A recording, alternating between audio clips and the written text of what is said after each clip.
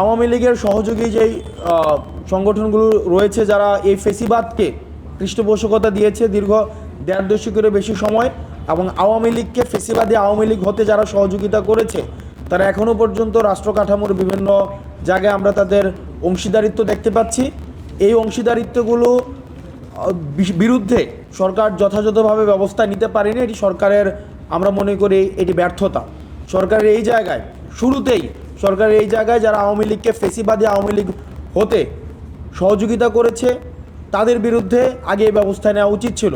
তো শুধুমাত্র যে আজকের ঐক্যমত্য কমিশনের বিষয়টি এমন নয়, আমরা রাষ্ট্রের বিভিন্ন স্তরে আমরা দেখতে পাচ্ছি যে ফেসিবাদী যে এলিমেন্টসগুলোর কিন্তু সরব উপস্থিতি, সেটা মিডিয়াও কিন্তু এর ব্যতিক্রম নয়।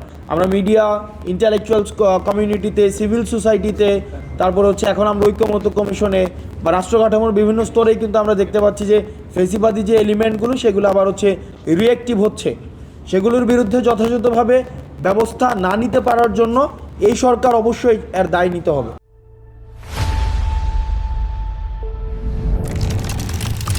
আসলে আমরা যখন ঐক্যমত্য কমিশন আমরা আলোচনা করছি, আমরা প্রেক্ষাপট বিবর্জিত অনেকের ক্ষেত্রে মনে হয়, অনেকের আলোচনা শুনে মনে হয় যে আমরা কনটেক্সটটাকে আমলে নিচ্ছি না।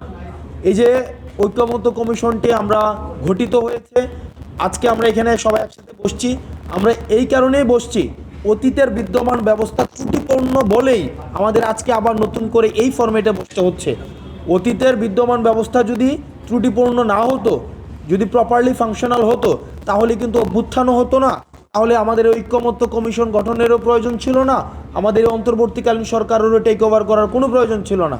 তো যেই দল যারা তাদের অবস্থান থেকে সরতে যাচ্ছে না, তারা মনে হয় এই যে প্রেক্ষাপট বিবর্জিত এবং বাস্তবতা বিবর্জিত, তারা আবার একই সাথে মনে করছে যে তারা যদি তাদের অবস্থানে অনড় থাকে, হয়তো ক্ষমতা পরবর্তীতে সম্ভাব্য, যদি পরবর্তীতে হয়তো অনেক দল রয়েছে যারা মনে করছে যে ভবিষ্যতে ক্ষমতায় যাবে, তাদের জন্য হয়তো ক্ষমতা কাঠামো তাদের নিজের মতো করে ম্যানিপুলেট করা সহজ হবে, জনগণ বিবর্জিত একটি ক্ষমতা কাঠামো।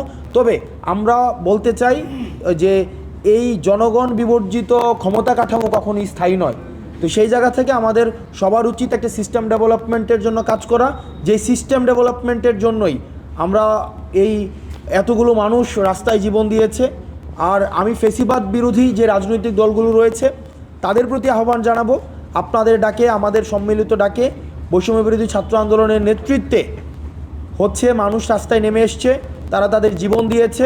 একসাথে এখন আবার বসে আমরা অতীতের শাসন কাঠামোকে টিকিয়ে রাখবো কিনা সেটি নিয়ে আলোচনা হওয়াটা অমূলক, বরং আমরা নতুন কি রাষ্ট্র ব্যবস্থা আমরা জাতিকে উপহার দিতে পারি সেটি নিয়ে আলোচনা হওয়া সমীচীন।